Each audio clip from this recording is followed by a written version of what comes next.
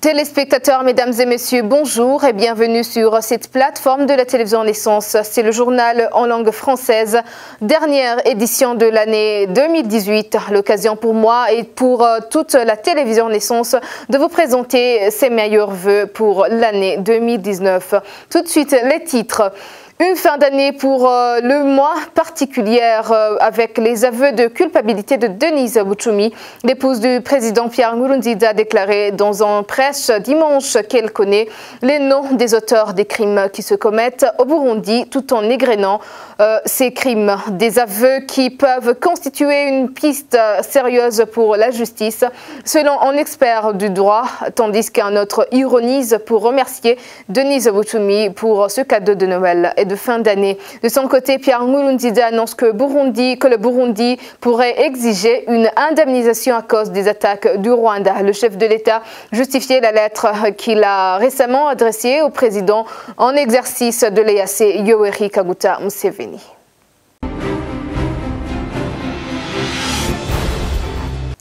Encore une fois, bienvenue, page politique pour commencer ce journal. Le Burundi veut réclamer une indemnisation suite aux attaques du Rwanda. L'annonce est de Pierre Nkurunziza qui dit que les Burundais ont beaucoup souffert. Nkurunziza a fait cette déclaration en justifiant la lettre qu'il a adressée à Yoweri Museveni pour lui demander d'organiser un sommet extraordinaire sur la crise entre le Rwanda et le Burundi. C'était en fin de la semaine dernière pendant une conférence publique où il répondait aux questions des journalistes et d'autres citoyens.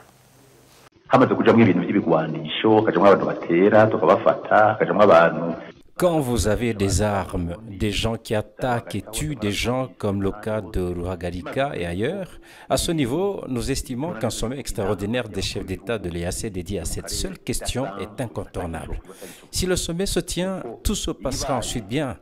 Mais s'ils ont peur d'aborder le sujet, les problèmes demeurent. Or, quand des problèmes se déclarent dans une famille, ils se propagent, même si ce n'est pas notre souhait. Ils ont entendu notre appel qui nous dit que la vérité est qu'il ne faut pas ignorer ce problème et se comporter comme l'autruche qui cache sa tête dans le sol alors que tout le reste du corps est dehors. On voit que les gens connaissent ce problème, mais l'ignorent. Le problème est réel.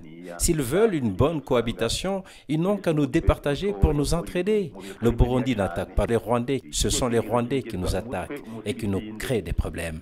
Et si nécessaire, qu'il y ait une indemnisation, parce que les Burundais ont beaucoup souffert.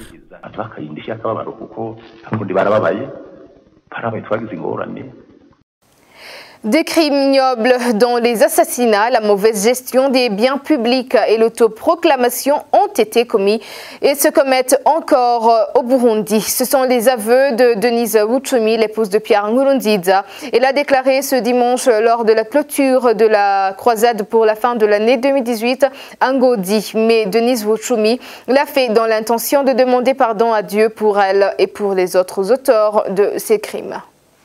Mwami ibyaha twakoze byose turavyatuye. Dieu, nous avouons tous les crimes que nous avons commis. C'est une réalité, des gens sont morts, tués par leurs proches, par jalousie, par haine, par dérèglement de compte.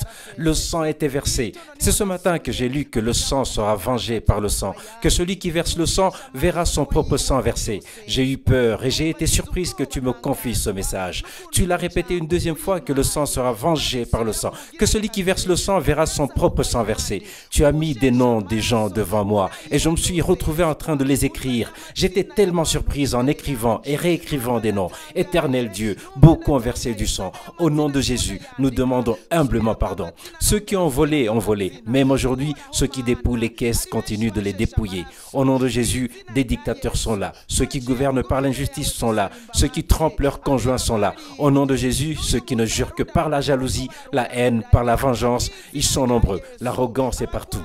Dieu du ciel, nous avons été honorés d'être placés dans tel ou tel poste.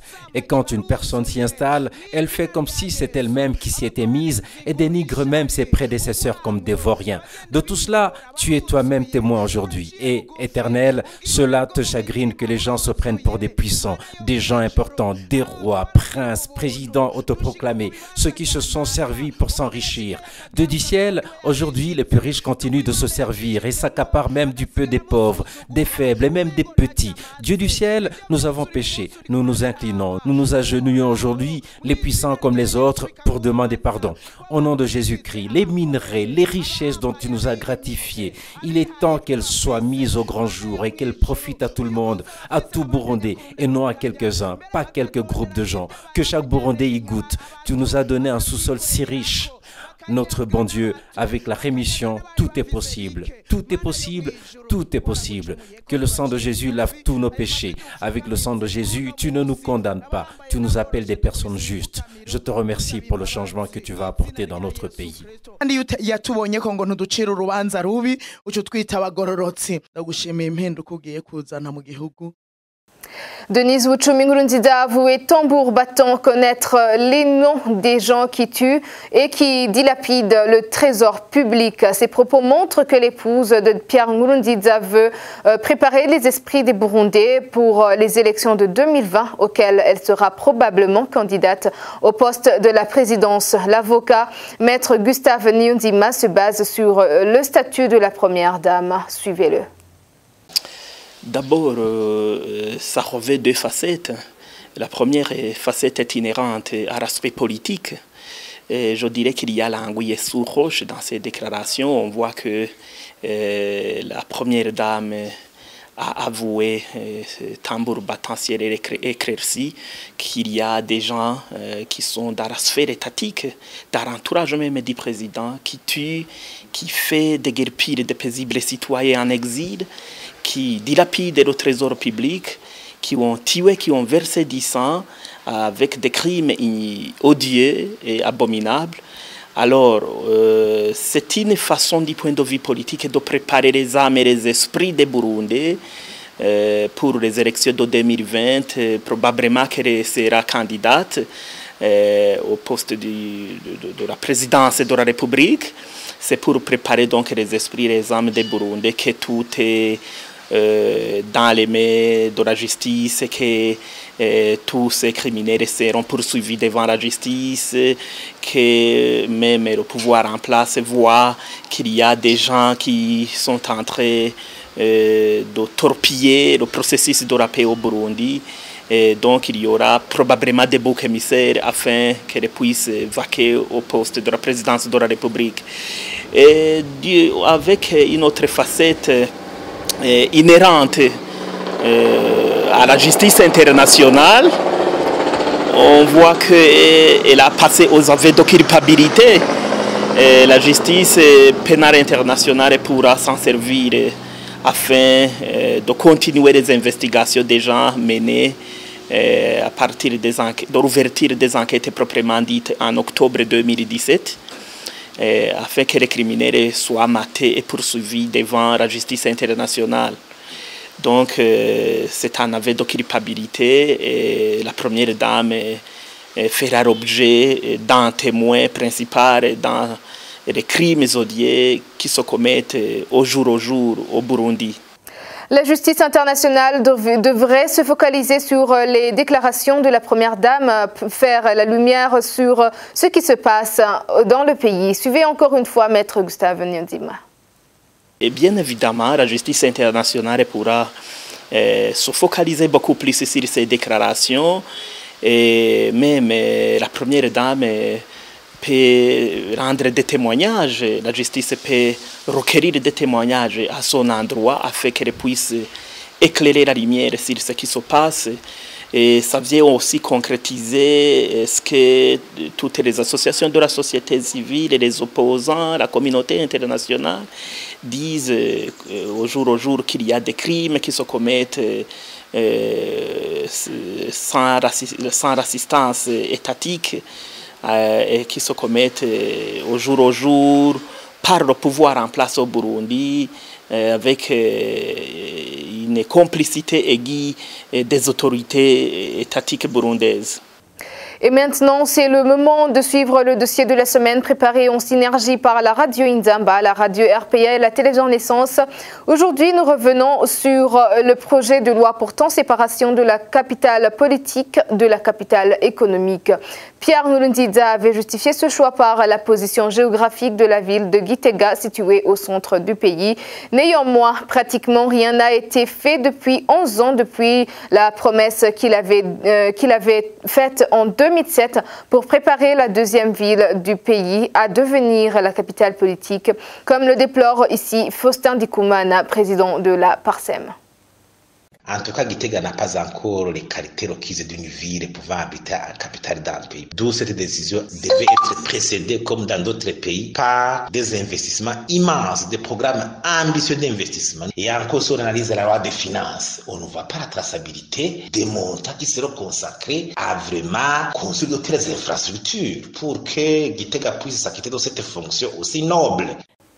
La classe politique de l'opposition trouve de son côté que c'est un projet irréaliste. Suivez ici Frédéric Bamvugunyumvila, ancien vice-président de la République. Il se réfère sur les propos de Pierre Nkurunziza qui a annoncé lors d'une conférence publique la semaine dernière qu'un deuxième palais présidentiel sera construit à Gitega. Suivez-le.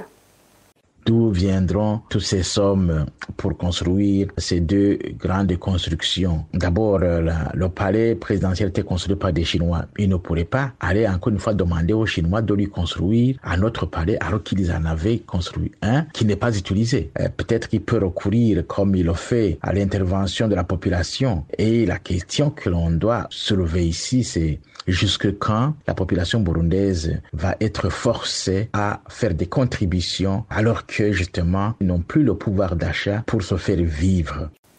Et enfin, page internationale pour clore ce journal. En République démocratique du Congo, ce dimanche a été une journée de vote qui devrait permettre la première alternance démocratique au sommet de l'État dans l'histoire de ce pays. Ce scrutin s'est tenu dans une grande partie du pays malgré de nombreux dysfonctionnements et retards. Le point avec Thierry Wiglindavi. Cette journée historique en République démocratique du Congo a d'ores et déjà démontré que le peuple congolais a soif de la démocratie. D'impressionnantes files d'électeurs se sont formées devant les différents bureaux de vote dès le matin. Ni les doutes de la transparence du scrutin et les craintes de violence, ni même le climat qui n'a pas été clément, n'ont pu empêcher le peuple congolais de se rendre dans différents bureaux de vote avec un réel engouement de déposer un bulletin dans l'urne. Même devant les bureaux de vote restés fermés, des foules d'électeurs ont dépassé leur énervement et ont patiemment cru aux promesses des agents de la Commission électorale nationale indépendante promettant d'amener le matériel. Dans certains centres de vote, il y avait encore une foule après 17 heures, heure théorique de la clôture. À Kinshasa, force a été de constater que le cataclysme tant redouté n'a pas eu lieu. Dans plusieurs centres de vote, on a voté en bon ordre malgré les retards. De nombreux électeurs ont certes eu des difficultés à trouver leur nom sur les listes électorales, mais ces cas sont restés très minoritaires. Cette journée de vote a été maillée de quelques violences. 4 personnes ont été tuées dans le territoire de Walungu au sud Kivu. De nombreux pannes de machines à voter ont aussi été constatées. Mais malgré toutes ces difficultés, dimanche soir, Corneille Nangaa, président de la Commission électorale nationale indépendante, n'a pas caché sa satisfaction. Il affirme que 97,3% des bureaux de vote ont réellement ouvert et à temps. Le candidat de la majorité, Emmanuel Ramazani Shadari, était très confiant et croyait à une victoire dès le début du scrutin. Même son de cloche du côté des deux principaux candidats de l'opposition, Martin Fayulu et Félix Tshisekedi. Il croyait aussi à leur victoire, à part que ces deux opposants ont dénoncé le dysfonctionnement de machines à voter dans plusieurs centres du pays. Pour le moment, la CENI procède au comptage de voix. Les résultats provisoires sont attendus au plus tard le 6 janvier 2019. Plus de 38 500 000 électeurs étaient appelés aux urnes ce dimanche 30 décembre pour désigner le successeur de Joseph Kabila Kabange après des heures d'attente et 3 reports. Merci Thierry Wiglindavi. C'est par ici que s'achève cette dernière édition de l'année. Merci de nous avoir suivis. À la prochaine édition.